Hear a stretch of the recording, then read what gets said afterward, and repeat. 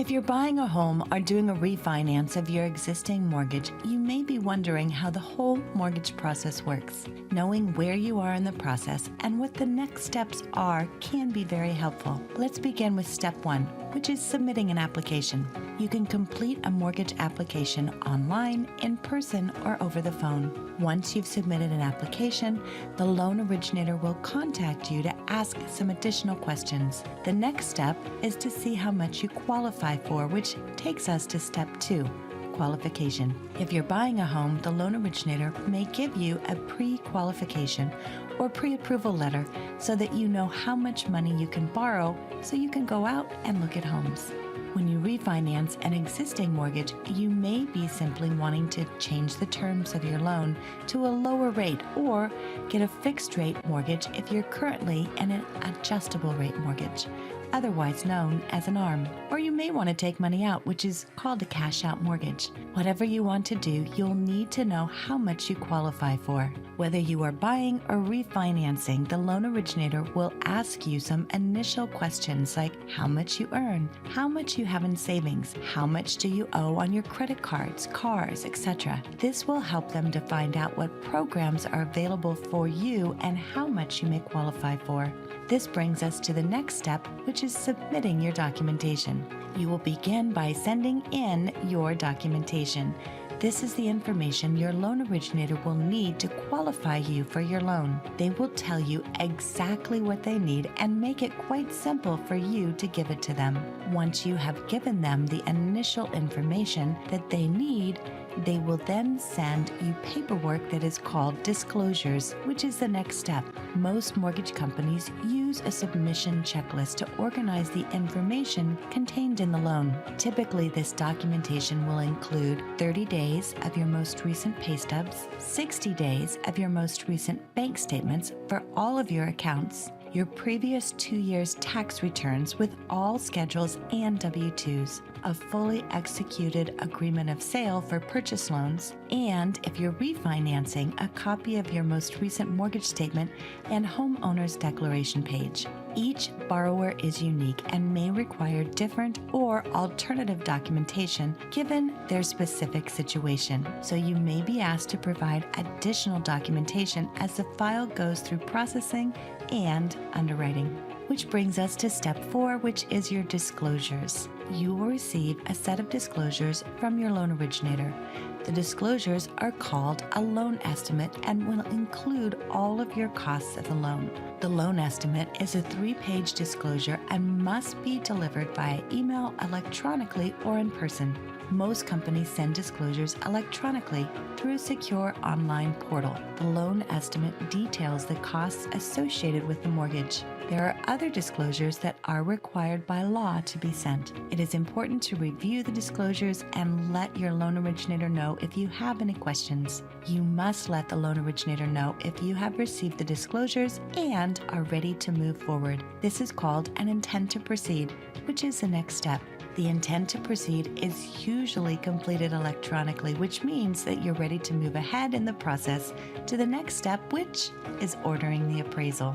Once you electronically sign the initial paperwork, your home appraisal will be ordered. Some loan types allow for an appraisal waiver, and if you are fortunate to receive this, then you will not need to order an appraisal. The first step in getting your appraisal will be setting the appointment for the appraiser to come and inspect the home. The appraiser will call you to set a time that's convenient to inspect your home, and you'll be sent a link to pay for the appraisal via a credit card. If you're buying a home, your agent will be contacted to set the appointment. Once your appraisal is ordered, your loan file will then move on to the next stage, which is gathering and reviewing any missing documentation. You may work with the processor, who will be handling your loan file. The processor will review the documentation you've submitted to ensure that the file is complete. Processor's job is to be a liaison between you, the loan originator, and the underwriter who's assigned to the file. The processor looks for proper calculations to ensure the debt-to-income ratio, or DTI, on the loan is accurate and orders flood certifications, mortgage payoffs, and various other documents. The processor may communicate directly with you you and the loan originator to gather any additional necessary documentation for the loan file, which brings us to the next step, which is underwriting. Once a processor has received all documentation necessary to support the information in your loan file, they will submit the loan to the underwriter for approval. In most cases, after underwriting, an initial approval or a conditional approval will be issued. This means that the file is approved, but the approval is subject to certain conditions. The processor and the loan originator will work together to let you know if there's anything else they need from you. Time is of the utmost importance, so if the processor or the loan originator contact you for additional information, you want to be sure to respond to them in a timely manner so that your loan file keeps moving along. It's the underwriter's responsibility to ensure that every loan meets the lender's and investors' required guidelines. The underwriter will review the validity of the appraised value, calculate the income used for the loan, and run various loan fraud checks. If questions arise during this review, the underwriter will request follow-up documentation. It's the loan originator's responsibility to work with the processor to gather any requested information from you to satisfy the conditions that the underwriter has requested. In a purchase transaction, many moving parts must come together at the same time for the file to proceed to a smooth close. Sellers, buyers, real estate agents, and title companies or attorneys all have tasks and responsibilities that must be coordinated. So it's very important for the loan originator to remain in close contact with all involved parties and to make sure that everyone is aware of any potential pitfalls or delays that may arise. The loan originator will stay in contact with you during the transaction, and communication is critical for a successful transaction. So let's move on to step 9, which is closing. Once the file has been given the clear to close by the underwriting department, it moves to the closing department. In a refinance transaction, closing is scheduled at the convenience of you, the borrower, and the loan originator will inform the title company and the closing department of the requested time and date. It is best to schedule a closing at least 24 hours after the clear to close has been given to ensure that you have enough time to be comfortable with the figures in your closing disclosure. In a purchase transaction, the closing date is negotiated between the buyer and the seller of the property, and that date is included in the sales contract. It is the responsibility of the loan originator to ensure that the file is cleared in time to meet the closing date. When the file arrives in the closing department, the closer validates the information contained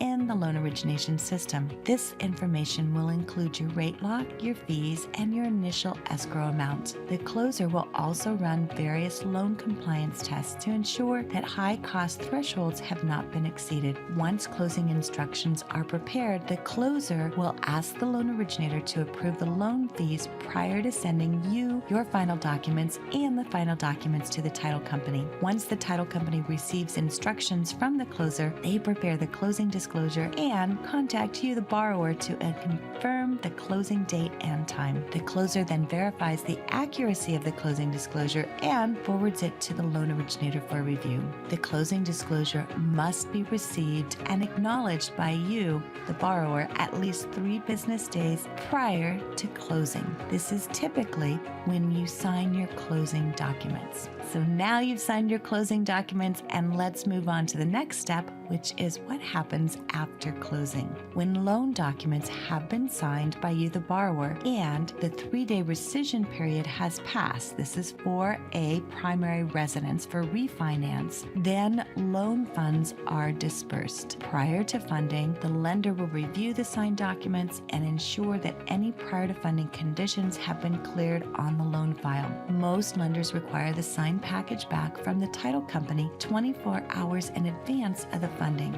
This will allow plenty of time for the funding department to validate the documents, correct any errors, and schedule the funding date. So as you can see, there are many steps that go into closing a loan. You always want to make sure and ask your loan originator any questions that you have along the way. Stay in close contact and make sure that you know what the next step is.